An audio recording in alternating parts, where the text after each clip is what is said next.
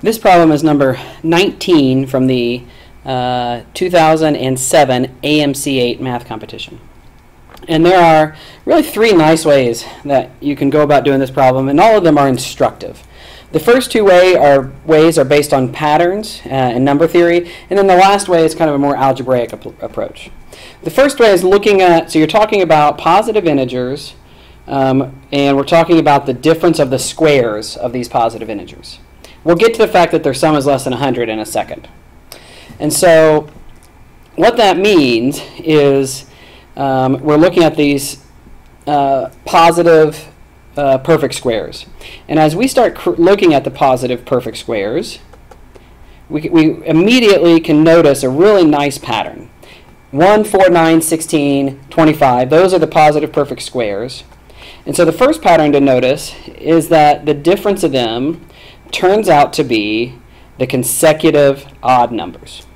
And so if they're the consecutive odd numbers, we know that the difference between any two of them has to be an odd number. It has to be a part of this consecutive odd number pattern. So immediately we can eliminate three of the five possible solutions. So now we've made this a true-false question, essentially, a 50-50 guess question. But we can eliminate one of these pretty easily as well, because the largest that we could have is 49 and 50, right? And so if we think about those, we can either square both of these and look at the difference, which would take a little bit of time, but not too bad, because 50 squared is 2,500, and then 49 squared you could just go through and calculate quickly on your own, and you would end up with 2,401. And so the last of these consecutive positive numbers in our sequence is 99, so that means every difference before that is less than 99, so 131 doesn't work, so the correct answer is C. But the better way to do it is to recognize that the other way this pattern exists is the difference between 1 and 4 is 1 plus 2, the two numbers that were squared. 1 plus 2 is 3, that works. Difference between 2 and 3 is 2 plus 3. Difference between 3 and 4 is 3 plus 4. So the difference between 49 and 50 is 49 plus 50. So which one of these four things is the sum of two consecutive numbers?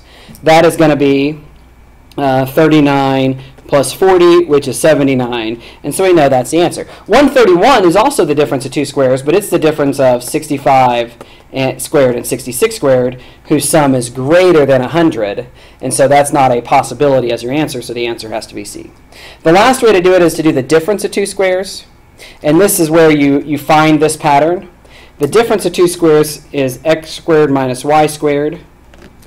And you can factor the difference of two squares as x plus y times x minus y. But if x and y are consecutive, that means their difference is 1.